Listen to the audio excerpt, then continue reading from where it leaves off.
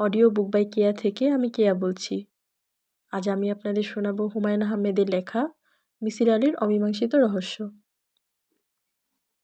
অসম্ভব সুন্দর একজন মানুষ। আজকাল তার সাথে আমার দেখাই হয় না। হঠাৎ হঠাৎ টেলিফোন করে গাঢ় স্বরে বলে, কেমন আছিস রে পাগলা? তৎক্ষণাৎ আমি যৌবনে ফিরে যাই।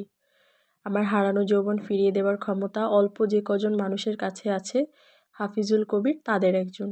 আপনি কি ভূত দেখেছেন স্যার? ইংরেজিতে যাকে বলে স্পিরিট গোস্ট। অ্যাস্ট্রাল বডি মানে প্রেতাত্মার কথা বলছি, অশরীরী। মিসির আলি প্রশ্নটির উত্তরে কী বলবেন বুঝতে পারছিলেন না। কিছু মানুষ আছে যারা প্রশ্ন করে কিন্তু জবাব শুনতে চায় না। প্রশ্ন করেই হড়বড় করে কথা বলে যায়। কথার ফাঁকে ফাঁকে আবার প্রশ্ন করে, আবার নিজেই জবাব দেয়। মিসির আলির কাছে মনে হচ্ছে তার সামনের চেয়ারে বসে থাকা এই মানুষটি সেই প্রকৃতির। ভদ্রলোক, মধ্যবয়স্ক, গোলাকার মুখে পুরুষ্ট গোঁফ, কুস্তিগির কুস্তিগির চেহারা। কথার মাঝখানে হাসার অভ্যাস আছে। হাসার সময় কোনো শব্দ হয় না, কিন্তু সারা শরীর দুলতে থাকে। ওসমান গনি নামের এই মানুষটির প্রধান বৈশিষ্ট্য অবশ্য নিঃশব্দে হাসার ক্ষমতা নয়। প্রধান বৈশিষ্ট্য হচ্ছে তার নিচের পাটির একটি এবং উপরের পাটির দুটি দাঁত সোনা দিয়ে বাঁধানো। যে যুগে মানুষ রুট ক্যানালিংয়ের মতো আধুনিক দন্ত চিকিৎসা শুরু হয়েছে, সেই যুগে কেউ সোনা দিয়ে দাঁত বাঁধায় না। এই ভদ্রলোক বাঁধিয়েছেন। ধবধবে সাদা দাঁতের মাঝে ঝকঝকে 3টি সোনালি দাঁত। কথা বলছেন না কেন স্যার? ভূত কি কখনো দেখেছেন? জি না। না দেখাই ভালো। আমি একবার দেখেছিলাম, এতেই অবস্থা কাহিল। ঘাম দিয়ে জ্বর এসেছিল। 1 সপ্তাহের উপরে ছিল জ্বর। পায়ের পাতা চুলকাতো। ডাক্তার পরীক্ষা করে বলল অ্যালার্জি। ডাক্তারের কারবার দেখুন। আমি বললাম ভূত দেখে জ্বর এসেছে, তারপরেও ডাক্তার বলে অ্যালার্জি। অ্যান্টিহিস্টামিন দিয়েছিল। অ্যান্টিহিস্টামিন কি ভূতের ওষুধ আপনি বলেন? মিসির আলি বললেন, আজ আমার একটু তাড়া আছে, বাইরে যাব। আপনি বরং অন্য একদিন আসুন, আপনার গল্প শুনব। 10 মিনিট লাগবে স্যার, ভূতের গল্পটা বলেই চলে যাব। আমার সঙ্গে একটা মাইক্রোবাস আছে। আপনি যেখানে যেতে চান আপনাকে নামিয়ে দিয়ে যাব। Recondition microbus. গত আগস্ট মাসে কিনেছি। 2,25,000 নিয়েছে। মিসির আলি দীর্ঘ নিঃশ্বাস ফেলে বললেন, আপনি কি খুব অল্প কথায় আপনার ভূত দেখার গল্প বলতে পারবেন? যদি পারেন তাহলে বলুন। গল্প শুনবো, খুব যে আগ্রহ নিয়ে শুনবো তা না। অল্পবয়স্ক ছেলেমেয়েরা ভূতের গল্প খুব আগ্রহ করে শোনে। আমার বয়স 51। তার চেয়েও বড় কথা, ভূত প্রেতের ব্যাপারে আমার উৎসাহ কম। আমারও কম, খুবই কম। গল্পটা বলে চলে যাই স্যার। আচ্ছা বলুন, আপনি কি এই গল্প শোনাতেই এসেছেন? That's correct sir. আপনার ঠিকানা পেয়েছি আমার ভাগ্নির কাছ থেকে। সে বইটই পড়ে। বই পড়ে তার ধারণা হয়েছে আপনি দারুণ বুদ্ধিমান। অনেক বড় বড় সমস্যা নাকি সমাধান করেছেন। তখন ভাবলাম, যাই ভদ্রলোককে দেখে আসি। বুদ্ধিমান লোকের সঙ্গে কথা বলেও আনন্দ। গাধা টাইপের লোকের সঙ্গেও অবশ্যই কথা বললে আনন্দ পাওয়া যায়। যাদের বুদ্ধি মাঝামাঝি, এদের সঙ্গে কথা বলে কোনো আনন্দ নেই। আমি আসায় বিরক্ত হননি তো? না, বিরক্ত হইনি। আপনার কি কোনো সমস্যা আছে? না, কোনো সমস্যা নেই। প্রথম দিন ভূত দুটোকে দেখে ভয় পেয়ে জ্বর হয়েছিল। এখন আর হয় না। প্রায়ই দেখেন? জি না, প্রায় দেখি না। ধরেন 2 মাসে একবার। এরা আপনাকে ভয় দেখায়? না, ভয় দেখায় না। গল্পটা তাহলে বলি। সংক্ষেপে করে বলবেন, আমার এক জায়গায় যেতে হবে। আপনি স্যার কোনো চিন্তা করবেন না, আমার মাইক্রোবাস আছে। গত আগস্ট মাসে কিনেছি। 1980 মডেল। মাইক্রোবাসের কথা আগে একবার শুনেছি। ভূতের কথা কী বলতে চাচ্ছিলেন বলুন। ও হ্যাঁ, আমার হচ্ছে স্যার বিরাট ফ্যামিলি। 5 মেয়ে, সব কটার চেহারা খারাপ। মার মতো মোটা, কালো, দাঁত উঁচু, একটারও বিয়ে হয়নি। এদিকে আবার আমার ছোট বোনটা মারা গেছে। তার 3 মেয়ে, এক ছেলে উঠে এসেছে আমার বাড়িতে। গোদের ওপর বিষ ফোঁড়া।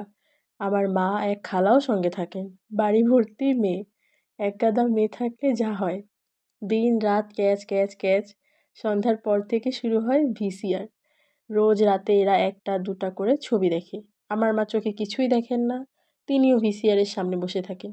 শব্দ শোনেন, শব্দ শুনেই হাসেন, কাঁদেন, গলার আওয়াজ শুনে বলতে পারেন কে শ্রীদেবী, কে রেখা। এই হলো স্যার বাড়ির অবস্থা। মিসির আলি হতাশ গলায় বললেন, আপনি মূল গল্পটা বলুন। আপনি অপ্রয়োজনীয় কথা বেশি বলছেন। মূল গল্পটা তাহলে বলি। বাড়ির মেয়েগুলো যন্ত্রণায় আমি রাতে ঘুমাই ছাদের চিলেকোঠায়। ছোট ঘর, খাট আছে, ড্রেসিং টেবিল আছে, শুধু বাথরুম নেই। এই একটা অসুবিধা। আমার আবার ডায়াবেটিস আছে। কাজের ছেলেটা সকালে 1 বালতি পানি দিয়ে ধুয়ে দেয়। কাজের ছেলেটার নাম ইয়াসিন। প্লিজ গল্পটা তাড়াতাড়ি শেষ করুন। লোকটি বলল, জি স্যার, শেষ করছি। গত বছর চৈত্র মাসের 6 তারিখের কথা। রাতে ঘুমাচ্ছি, টয়লেটে যাওয়ার জন্য ঘুম ভেঙে গেল। মাথার কাছে ল্যাম্প ছিল, টেবিল ল্যাম্প জ্বালালাম। তখন দেখি ঘরের কোণায় 2টা ভূত। খুব ছোট সাইজ, লম্বায় এই ধরেন 1 ফুটের মতো হবে। গজ ফিতা দিয়ে মাপিনি, চোখের আন্দাজ 2-1 ইঞ্চি এদিক ওদিক হতে পারে। তারা করছে কি? বই নিয়ে কাড়াকাড়ি করছে। একজনের হাতে সবুজ মলাটের ময়লা একটা বই, অন্যজন সেই বই কেড়ে নেওয়ার চেষ্টা করছে। খিচ খিচ খিচ খিচ করে কথা বলছে। আমি ওদের দিকে তাকাতেই কথা বন্ধ করে ফেলল। আমি তখনও ভয় পাইনি, কারণ হঠাৎ ঘুম ভেঙেই তো এরা যে ভূত এটাই বুঝিনি। কাজেই ধমকের মতো বললাম, এই এই। তখন কি হলো? ধমক শুনে হাত থেকে বই ফেলে দিল, তারপর মিলিয়ে গেল। তখন বুঝলাম এরা ভূত, ছোট সাইজের ভূত। তখন ভয় পেলাম, জ্বর এসে গেল। এই আপনার গল্প? জি। আচ্ছা ঠিক আছে, চলুন এখন উঠি। ইন্টারেস্টিং লাগছে না স্যার? জি, ইন্টারেস্টিং। ভূত এত ছোট সাইজের হয় তাই জানতাম না। একটার আবার থুতনিতে অল্প দাড়ি, ছাগলা দাড়ি।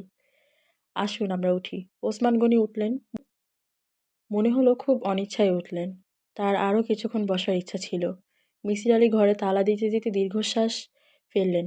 ওসমান গনির কথাবার্তা থেকে পরিষ্কার হয়ে গেছে এই লোক তার ছোট ভূতের গল্প বলার জন্য বারবার আসবে, নানাভাবে তাকে বিরক্ত করবে। একদল মানুষ আছে যারা অন্যদের বিরক্ত করে আনন্দ পায়। ইনিও মনে হচ্ছে সেই দলের। স্যার, বলুন। ভূতদের ওই বইটা ড্রয়ারে তালাবদ্ধ করে রেখে দিয়েছি।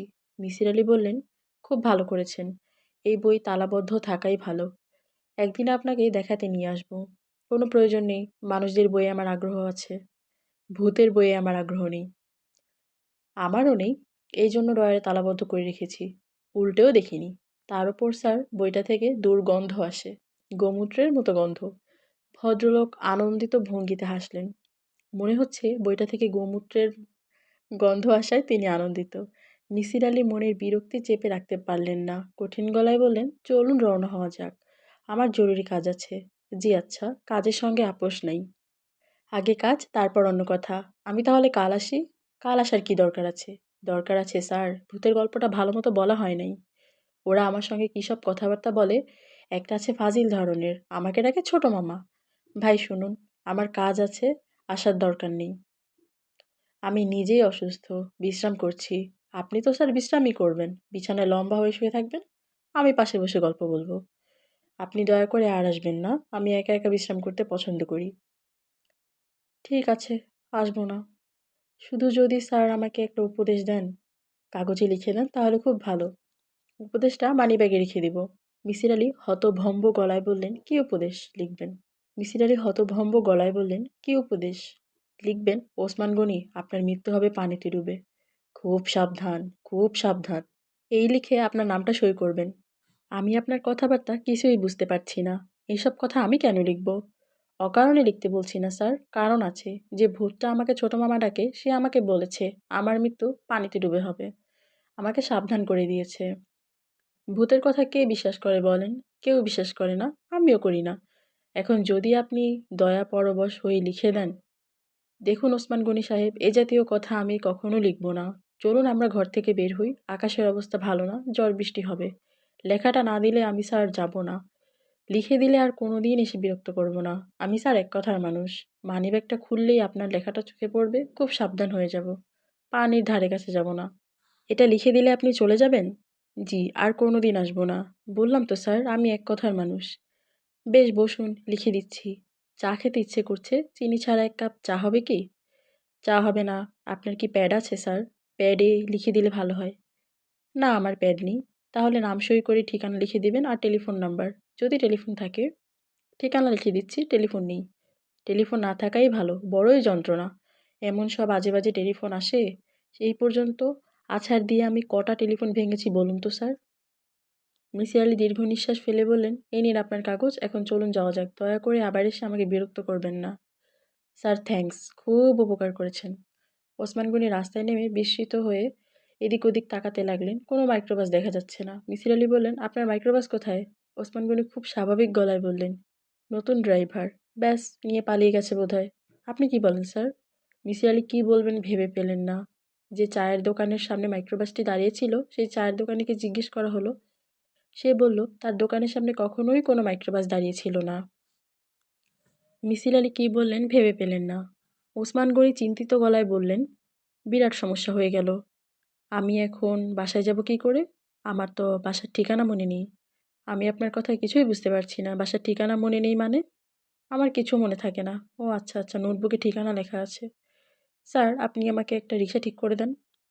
আর নোটবুক দেখে ঠিকানাটা রিকশাওয়ালাকে ভালোভাবে বুঝিয়ে দিন। কী যন্ত্রণার মধ্যে পড়লাম দেখুন তো। মিসির আলি নোটবুক খুললেন। সেখানে প্রথমে বাংলা এবং পরে ইংরেজিতে লেখা, ইনি মানসিকভাবে অসুস্থ। দয়া করে তাকে সাহায্য করুন। তার বাসার ঠিকানা? স্যার, ঠিকানাটা লেখা আছে না? আছে। পরের পৃষ্ঠায় ডায়াগ্রাম আছে। ডায়াগ্রাম দেখে রিকশাওয়ালাকে বুঝিয়ে দিন, ও নিয়ে যাবে। মিসির আলি নোটবই হাতে দাঁড়িয়ে রইলেন। এ জাতীয় ঝামেলায় তিনি আগে পড়েননি। ওসমান গনি নিজেই রিকশা ডেকে আনলেন। তাকে বেশ উৎফুল্ল মনে হলো। মিসির আলি রিকশাওয়ালাকে বুঝিয়ে দিলেন কিভাবে যেতে হবে। ওসমান গনি বললেন, স্যার তাহলে যাই। আপনার সঙ্গে কথা বলে ভালো লাগলো। কারোর সঙ্গে কথা বলে আজকাল আরাম পাই না। এই জন্যেই ছাদের ঘরে একা একা থাকি। বড় ভালো লাগলো স্যার। তবে সব ভালো দিকের যেমন মন্দ দিক আছে, এটারও আছে। মাইক্রোবাসটা চুরি হয়ে গেল। বাসায় ফিরেও শান্তি নেই। থানা পুলিশ করতে হবে। মিসির আলি বললেন, আমি কি আসবো আপনার সঙ্গে? ওসমান গনি চেঁচিয়ে উঠলেন, না না না, কোনো প্রয়োজন নেই। এরকম আগেও হয়েছে, রিকশা করে চলে গেছি। আচ্ছা স্যার, যাই। আপনিও বাসায় চলে যান। রাত অনেক হয়ে গেছে। এত রাতে কোথাও যাওয়া ঠিক হবে না। আমার হাত থেকে বাঁচার জন্য বলছেন? কাজ আছে। বুদ্ধিমান লোকেরা এরকম করে। আপনি স্যার আসলেই বুদ্ধিমান। ওসমান গনি নিঃশব্দে গা দুলিয়ে হাসতে লাগলেন। মিসির আলি ঘরে ফিরলেন খানিকটা বিভ্রান্ত হয়ে। বিভ্রান্তির অনেকগুলো কারণ। প্রথম কারণ, ওসমান গনিকে মানসিক রোগী বলে মনে হচ্ছে না। যে মানুষ খুঁজে খুঁজে তার ঠিকানা বের করতে পারে, সে নোট বইয়ে লেখা পড়ে বাসায় ফিরে যেতে পারে না, তা হয় না। লোকটি যে পাগল সাজার ভান করছে তাও না। যে ভান করবে সে সারাক্ষণই করবে। আসল পাগলের চেয়ে নকল পাগল অনেক বেশি পাগলামি করে। মিসির আলি যে তাকে বিদায় করবার জন্য বলেছেন, তার কাজ আছে, এই ব্যাপারটি ওসমান গনির কাছে ধরা পড়েছে। নকল পাগল হলে তো সে কখনোই স্বীকার করতো না, চেপে যেত। তাহলে কি দাঁড়াচ্ছে? রাতে ঘুমোতে যাবার সময় মিসির আলি বালিশের কাছে রাখা খাতায় পেন্সিলে অস্পষ্টভাবে লিখলেন, নাম ওসমান গনি, বয়স 50-এর কাছাকাছি, বিশেষত্ব 3টি সোনা বাঁধানো দাঁত, হাসেন কোনো রকম শব্দ না করে। কেন এসেছিলেন বুঝতে পারা যাচ্ছে না। অন্যরা দাবি করছে তিনি মানসিকভাবে অসুস্থ। তিনি নিজে দাবি করছেন না। তবে তিনি যে ভৌতিক গল্পের কথা বলেছেন তা মানসিক অসুস্থতার দিকেই ইঙ্গিত করে। লোকটি বিত্তবান বলেই মনে হলো। কারণ তিনি যে তেতলা বাড়ির কথা বললেন সেই বাড়িটি তারই হওয়ার সম্ভাবনা। নোট বইয়ের ঠিকানায় গুলশানের কথা লেখা। গুলশানের বিত্তবানদের এলাকা। ভদ্রলোকের হাতে পাথর বসানো 3টি আংটি। ব্যবসায়ীরা সাধারণত পাথর টাথরে বিশ্বাসী হয়। তিনি সম্ভবত একজন ব্যবসায়ী। রাত 11টা 5 মিনিটে মিসির আলি বাতি নিভিয়ে ঘুমোতে গেলেন। কঠিন নিয়মে তিনি এখন নিজেকে বাঁধার চেষ্টা করছেন। ঘুম আসুক না আসুক, রাত 11টা বাজতেই বাতি নিভিয়ে শুয়ে পড়বেন। ঘুম আনানোর যেসব প্রক্রিয়া আছে সেগুলোর প্রয়োগ করবেন। তারপরেও যদি ঘুম না আসে, কোনো ক্ষতি নেই। বিছানায় গড়াগড়ি করবেন, উঠবেন ভোর 5টায়। ঘুম পাড়িয়ে দেবার কোনো যন্ত্র আবিষ্কৃত হয়নি, কিন্তু ঘুম ভাঙানোর যন্ত্র আছে। অ্যালার্ম ঘড়ি যে হারে বিক্রি হয়, ঘুম ঘড়িও সেই হারে বিক্রি হবে। ঘুম আনানোর প্রক্রিয়াগুলো কাজ করছে না। মিসির আলি 700 ভেড়া গুনলেন। এই গুণন প্রক্রিয়ায় মস্তিষ্কের ক্লান্ত হয়ে যাবার কথা। ক্লান্ত হবার পরিবর্তে মস্তিষ্ক আরও উত্তেজিত হলো। মনে মনে গল্প বললেও নাকি ঘুম আসে। গল্প বলার সময় ভাবতে হয়। একদল ঘুম ঘুম চোখে শিশুরা গল্প শুনেছে। মিসির আলি গল্প শুরু করলেন। গল্প শুরু হয় এইভাবে, এক দেশে ছিল এক রাজা। তার গল্পটা একটু অন্যরকম। এক দেশে ছিল এক রানী। রানীর 2 রাজা, শুঁয়ো রাজা এবং দোয়ো রাজা। শুঁয়ো রাজাটা বড়ই ভালো। কল্পনা শিশুদের একজন প্রশ্ন করল, শুঁয়ো রাজার নাম কি? শুঁয়ো রাজার নাম হচ্ছে ওসমান গনি। মোটাসোটা একজন মানুষ, হাতে 3টা আংটি। এর মধ্যে একটা আংটি হচ্ছে নীলার। শুঁয়ো রাজার 3টা দাঁত সোনা দিয়ে বাঁধানো। কল্পনা শিশুটি বলল, এ আবার কেমন রাজা? মিসির আলি বিছানা থেকে উঠে পড়লেন। বাতি জ্বালালেন না। অন্ধকারেই টয়লেটে ঢুকে চোখে মুখে পানি ঢাললেন। বারান্দায় ইজি চেয়ারে বসে সিগারেট ধরালেন। যদিও তার বর্তমান নিয়ন্ত্রিত জীবনযাপন পদ্ধতিতে রাত 11টা থেকে ভোর 5টা পর্যন্ত কোনো সিগারেট খাবার ব্যবস্থা নেই, তিনি এক ধরনের অস্বস্তি বোধ করছেন। এ ধরনের বিভ্রান্তি ওসমান গনি নামের মানুষটি তৈরি করে গেছেন। মাথা থেকে বিভ্রান্তি তাড়াতে পারছেন না, স্নায়ু উত্তেজিত হয়ে আছে। বারান্দায় প্রচুর হাওয়া, আকাশ মেঘলা, শ্রাবণের ধারা বর্ষণ সম্ভবত শুরু হবে। তার শীত শীত লাগছে। জ্বলন্ত সিগারেট হাতে নিয়েই তিনি ঘুমিয়ে পড়লেন। সিগারেট পুড়তে পুড়তে একসময় তার হাতেই নিভে গেল। তার ঘুম ভাঙল ভোর 5টায়। 230 টাকায় কেনা অ্যালার্ম ঘড়ি তাকে যথাসময়ে ডেকে তুলল।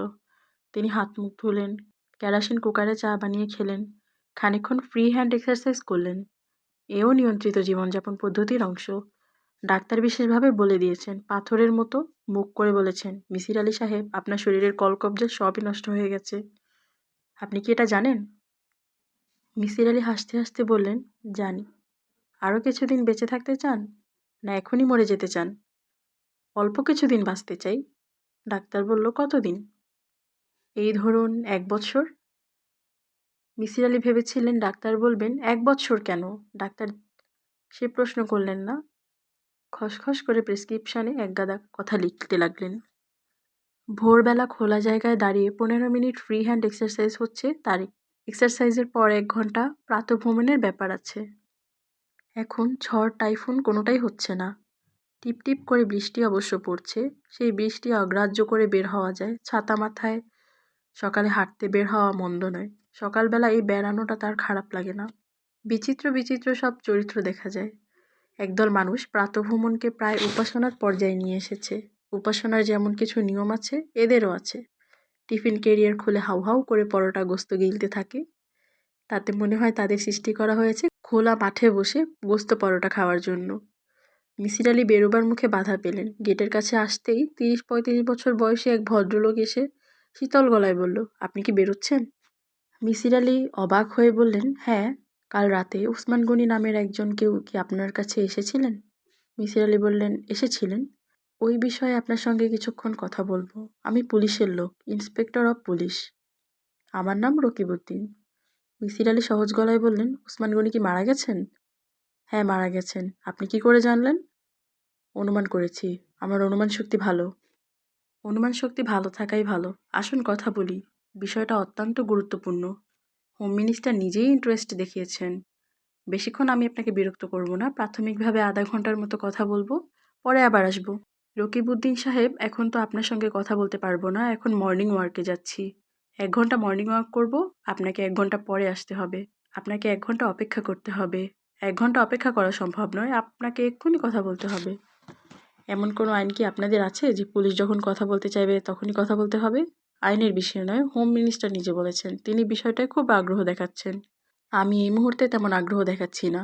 কাজেই আপনাকে অপেক্ষা করতে হবে। আমি আমার ঘরের চাবি দিয়ে যাচ্ছি। আপনি চাইলে অপেক্ষা করতে পারেন। তবে আপনার যদি ধারণা হয় আমি পালিয়ে যেতে পারি, তাহলে আপনিও আমার সঙ্গে আসতে পারেন। ঠিক আছে, আমি অপেক্ষা করব। আপনি দেরি করবেন না। দিন, ঘরের চাবি দিন। মিসির আলি চাবি দিয়ে গেট খুলে রওনা হলেন। রাস্তার মোড় পর্যন্ত গিয়ে একবার পিছনে ফিরলেন। ইন্সপেক্টর সাহেব আগের জায়গায় চাবি হাতে দাঁড়িয়ে আছেন। ভদ্রলোকের মুখ শ্রাবণ মাসের আকাশের চেয়েও মেঘলা। বৃষ্টি জোরে সোরে পড়া শুরু করেছে। রাস্তায় নোংরা পানি, পায়ের গোড়ালি পর্যন্ত ময়লা পানিতে ডুবে। প্রাতঃভ্রমণে যাবার কোনো মানে হয় না। তবুও মিসির আলি যাচ্ছেন। ঝড় হোক, টাইফুন হোক, ভূমিকম্প হোক, তাকে 1 ঘন্টা হাঁটতে হবে। সকালের খোলা হাওয়া গায়ে লাগাতে হবে। 1 বছর তাকে বেঁচে থাকতে হবে। দেখা যাক ডাক্তারের উপদেশ মেনে কতদূর কি হয়। আজ শরীর অন্য দিনের চেয়েও বেশি খারাপ লাগছে। চোখ জ্বালা করছে। কোনো কিছুর দিকেই বেশি সময় তাকিয়ে থাকা যাচ্ছে না। শরীরের সব অঙ্গ প্রত্যঙ্গ নষ্ট হতে শুরু করেছে। শুধু শরীর না, মনও নষ্ট হতে শুরু করেছে। ওসমান গনির মৃত্যু সংবাদ তাকে বিচলিত করেনি, করা উচিত ছিল। খ্রিস্টানরা মৃত্যু সংবাদে গির্জায় ঢং ঢং করে ঘণ্টা বাজায়। নিয়মটা সুন্দর, সবাইকে জানিয়ে দেয়, শোনো তোমরা শোনো, তোমাদের একজন চলে গিয়েছে। ঢং ঢং ঢং। মিসির আলি তাকালেন। অপরিচিত একজন মানুষ। কেমন আছেন মিসির আলি সাহেব?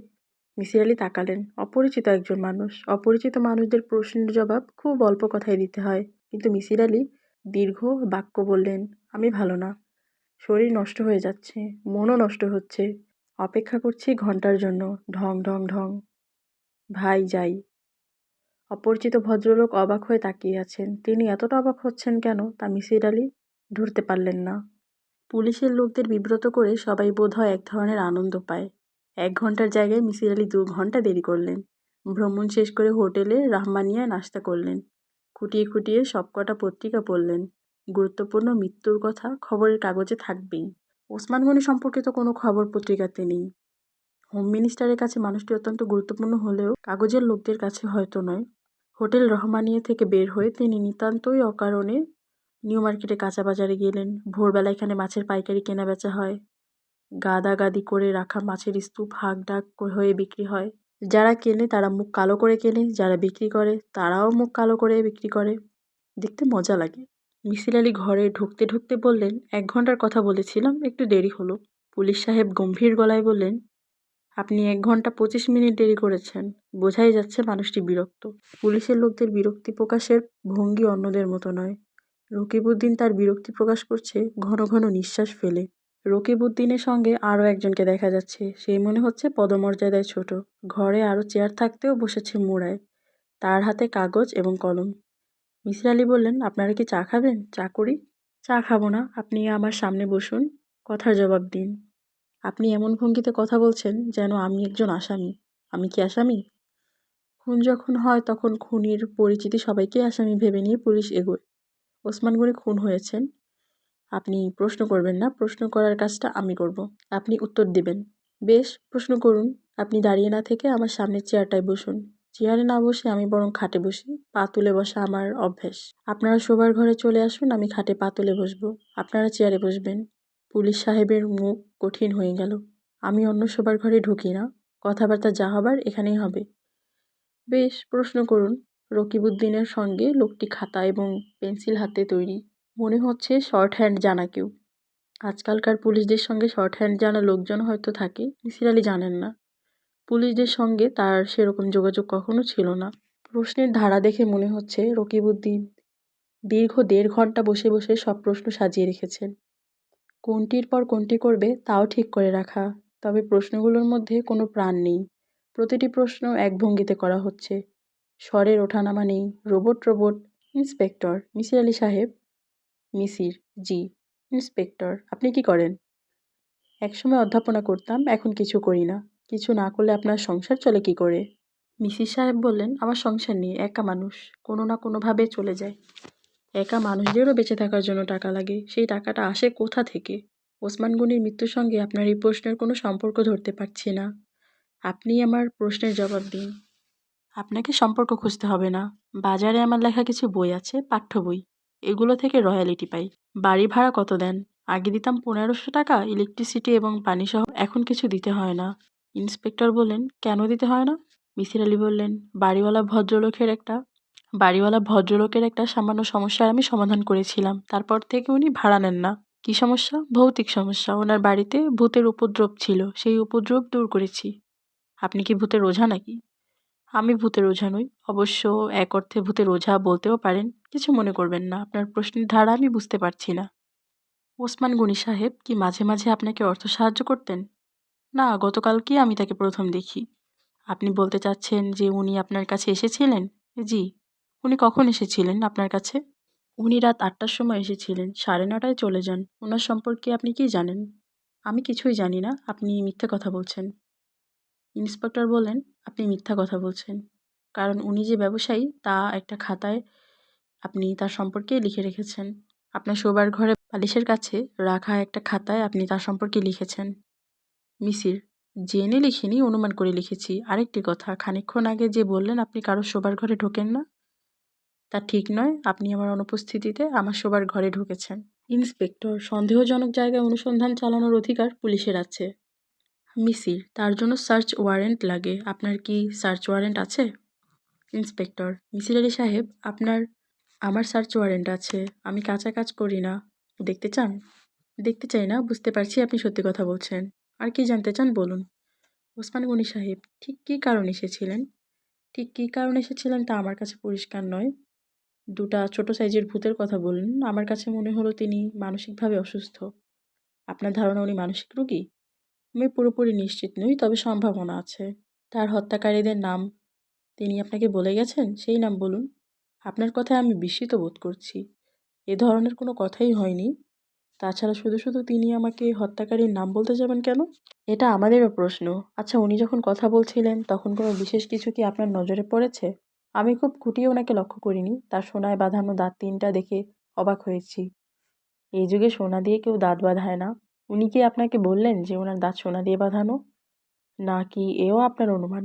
মিসির আলি দীর্ঘ নিঃশ্বাস ফেলে বললেন, অনুমান নয়, দেখলাম। মিসির আলি, দুঃখিত। ইন্সপেক্টর সাহেব মুখ বিকৃত করে বললেন, মনে হচ্ছে মিসির আলির কোনো কথাই তিনি বিশ্বাস করছেন না। মিসির আলির কাছে মনে হলো পুরো ব্যাপারটা জট পাকিয়ে যাচ্ছে। একবার জট পাকাতে শুরু করলে জট পাকানোর প্রক্রিয়া দ্রুত ঘটতে থাকে। মিসির আলি বললেন, ওসমান গনি যে আমার কাছে এসেছিলেন এই তথ্য আপনি কোথায় পেলেন? পুলিশ সাহেব যন্ত্রের মতো বললেন, ওনার লেখার টেবিলে আপনার লেখা একটা চিরকুট ছিল। আপনার ঠিকানাও সেই চিরকুটে লেখা। দেখুন তো, এই হাতের লেখাটি আপনার? জি, আমার। চিরকুটে এই জাতীয় কথা আপনি কেন লিখলেন? উনি লিখতে বললেন বলেই আমি লিখলাম। কেউ কিছু লিখতে বললেই আপনি লিখে দেন? না, তা দেই না। তবে মানুষটা যদি উন্মাদ হয় এবং কিছু লিখে না দিলে যদি তার কাছে থেকে মুক্তি পাওয়ার কোনো উপায় না থাকে, তখন লিখে দিতে হয়। আমার পরিস্থিতিতে আপনি যদি পড়তেন তাহলে বুঝতেন। আপনি বলতে চাচ্ছেন ওসমান গনি একজন উন্মাদ? মানসিকভাবে সুস্থ না তো বটেই। ঠিক আছে, আপনি যা বলছেন লিখে নিচ্ছি এবং ধরে নিচ্ছি যা বলছেন সবই সত্যি। মিথ্যা বলার আমার কোনো কারণ নেই। দেখুন মিসির আলি সাহেব, আমি 17 বছর ধরে পুলিশে চাকরি করছি। দীর্ঘ জীবনের অভিজ্ঞতায় দেখেছি, কারণে মিথ্যা বলার চেয়ে অকারণে মিথ্যা বলতেই মানুষ পছন্দ করে বেশি। আপনার অবজারভেশন ঠিক আছে। পুলিশ সাহেব উঠে দাঁড়াতে দাঁড়াতে বললেন, এখন আপনি আমার সঙ্গে চলুন। কোথায়? ওসমান গনি সাহেবের ডেড বডি দেখবেন। তার কি প্রয়োজন আছে? মৃত মানুষ দেখতে আমার ভালো লাগে না। মৃত মানুষ দেখতে কারোই ভালো লাগে না। আপনাকে আমার সঙ্গে আসতে বলেছি, আপনি আসুন। মিসির আলি বললেন, চলুন। অডিও বুক বাই কেয়া থেকে আজ আপনারা শুনলেন হুমায়ুন আহমেদের লেখা মিসির আলির অমীমাংসিত রহস্যের পার্ট 1। পার্ট 2 খুব শীঘ্রই দেওয়া হবে। আশা করছি আপনাদের খুব ভালো লাগবে।